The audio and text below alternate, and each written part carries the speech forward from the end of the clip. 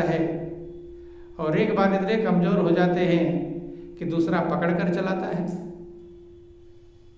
दोनों व्यवस्थाएं दिखाता है ताकि देख लो और अपने बल पर अहंकार मत करो। लेकिन ये बहुत गहराई में उतरने पर मनुष्य समझ पाता है। जब तक हम गहराई में नहीं उतर पाते तब अपना अभिमान, अपना बल, बुद्धि का अभिमान, बुद्धि का देख लो मनुष्य के पास कितनी बुद्धि है।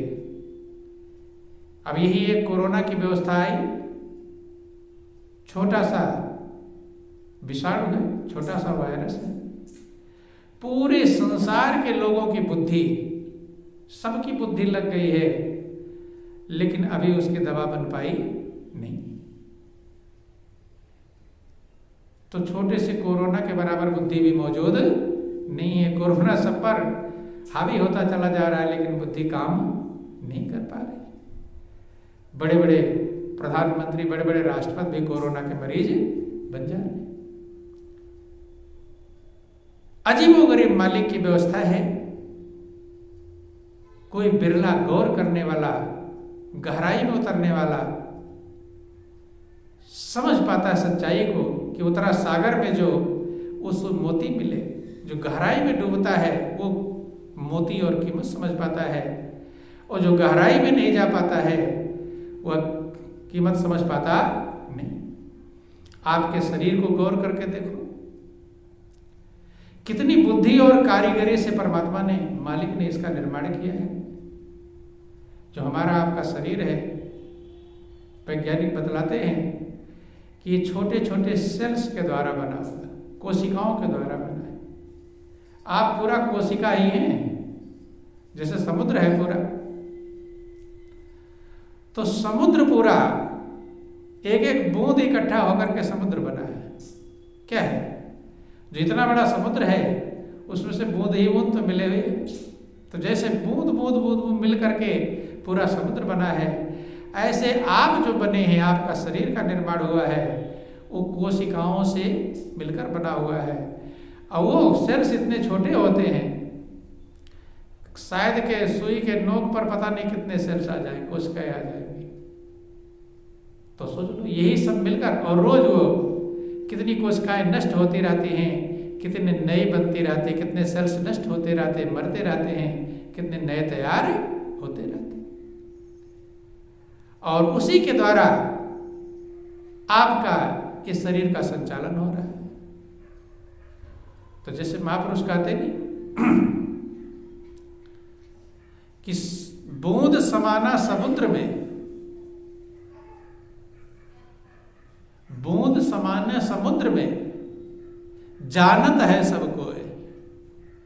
बूंद गिर गए समुद्र में, सब जानता है, लेकिन समुद्र समाना बूंद में जाने बिरला को है। बूंद के अंदर समुद्र समाया हुआ है, ये कोई बिरला ही जानता है। अजीबोगरीब व्यवस्था है। सारा संसार परमात्मा के अंदर में है, लेकिन सबके कण कण में परमात्मा मौजूद है, ये कोई बिरला विचार कर पाता है। कि बूंद समाना समुद्र में और जानत है सबको, समुद्र समाना बूंद में जाने बिरला को। इस शरीर में कितनी कोशिकाएं कैसे कैसे कार्य कर रही हैं, कैसे सबका सेटिंग तैयार है कि क्या आप भोजन करेंगे, कैसे खून का निर्माण होगा, कैसे मांस का निर्माण, कैसे मज्जा का निर्माण होगा, कहाँ कहाँ एक इधर से जाएगा, सबकी लाइनें बनी हुई, खून किधर से जाएगा, रद्दी किधर से जाएगा, क्या किधर से जाएगा, सारा सिस्टम तैयार है।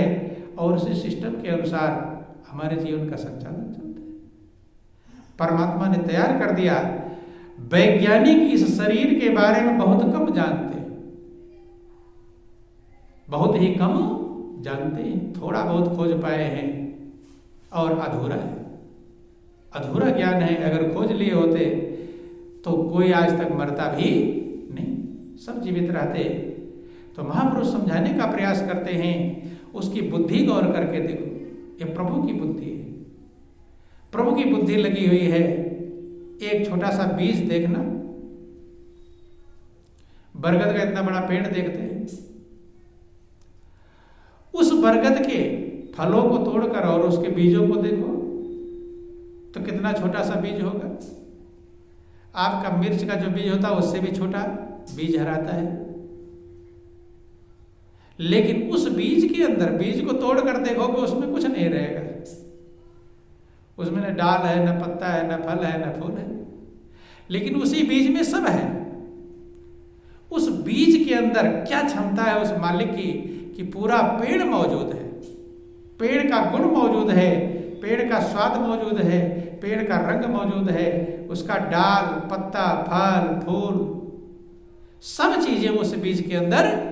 तो इतने छोटे से बीज के अंदर पूरा पेड़ समाये दिया। महापुरुष समझाते हैं कि कामिल काम कमाल किया, तने ख्याल से खेल बनाए दिया, नहीं कागज कलम जरूरत है, बिन रंग बनी सब मूरत है, उस मूरत में एक सूरत है, तने एक अनेक लखाए दिया। कामिल, कामिल माने योग्य, कि हे प्रभु आप कितने कामिल हैं, आप कितने योग्य हैं, आपने कमाल का काम किया है। आदमी कोई काम करता है, भाई कमाल कर दिया कहते हैं, लेकिन कभी किसी के मुंह से आपने सुना कि प्रभु ने कमाल कर दिया? प्रभु ने कमाल किया है आज तक ऐसा कोई सुना नहीं। भगवान कृष्ण अर्जुन को समझाते हैं कि अर्जुन, इस सत्यता को कोई बिरला आश्चर्य की तरह देखता है, कोई बिरला आश्चर्य की तरह विचार करता है, कोई बिरला ही आश्चर्य की तरह समझने का प्रयास करता है, और कोई बिरला इसको समझ पाता है। आश्चर्य, उसको हम कामिल नहीं कहते, उसको प्रभु को कभी हम नहीं कहते कि प्रभु ने बहुत बड़ा कमाल कर दिया है। प्रभु का कमाल कोई देख पाता नहीं, उसकी बुद्धि को हम नहीं देख पाते। अपनी बुद्धि क्यों नहीं देख पाते हैं? क्योंकि अपने बल के अहंकार में फिरते रहते हैं, अपने बुद्धि के अहंकार में फिरते रहते हैं, अपने चालाकी और होशियारी के अहंकार में फिरते रहते हैं। जब अपने अहंकार में रहता है तो बुद्धि पर पर्दा डल जाता है, पर्दा डल जाने के कारण जीव सच्चाई को समझ नहीं पाता। महापुरुष कहते हैं इस अहंकार के पर्दे को उतारो, हटाओ। जब तक अहंकार का पर्दा हटेगा नहीं तब तक सच्चाई दिखाई पड़ने वाली नहीं। इसीलिए कबीर ने कहा कि जब मैं था तब हरि नहीं, अब हरि हैं मैं नाय, और प्रेम गली अति सांकरी, तामे दो न समान। जब मैं था, जब तक हमारे अंदर किसी प्रकार का अहंकार, बुद्धि का अहंकार रहेगा, चालाकी होशियारी का अहंकार रहेगा, बल का अहंकार रहेगा, धन का अहंकार रहेगा, बेटा बेटी का अहंकार रहेगा, मुख्यमंत्री प्रधानमंत्री का अहंकार रहेगा, तब तक हमारे आंखों पर पर्दा डला होता है। जैसे शराब के नशे में कोई हो जाए तो अपना ही सामान किधर गिरा पड़ा है उसे दिखाई नहीं पड़ता, वही मोबाइल गिरा कर चल देगा। ठीक है, ये हाल है कि जब हमारे अंदर किसी प्रकार के विकार का पर्दा पड़ा होता है तब परमात्मा की सच्चाई दिखाई नहीं पड़ती। ध्यान क्या करता है? ध्यान उसके करीब ले जाता है, जोड़ने का काम करता है। ध्यान हमारी आत्मा को प्रभु से जोड़ने का काम करता है। देखो जैसे नदियां, इतनी बड़ी बड़ी नदियां बह रही, उन नदियों में से जब नहरें निकालने का काम होता है तो पहले नदी के किनारे तक नहर खोद दी जाती है। पूरी नहर खुद कर तैयार होती है, तब उसमें से पानी खोला जाता है। तो नहर एकदम खुद गई है, नहर की पूरी खुदाई हो गई है, नदी के किनारे तक पहुंच गया है। अब थोड़ी मिट्टी बाकी है, नहर में और पानी में, नदी में। जब तक वो मिट्टी हटेगी नहीं तब तक नहर में एक बूंद पानी आने वाला नहीं। खुदाई हो गई है, पूरी तैयार हो गई है, नजदीक पहुंच गया है, लेकिन नहर और नदी के बीच का जो मिट्टी है, जब तक वो हटेगा नहीं तब तक नहर में पानी आ सकता नहीं।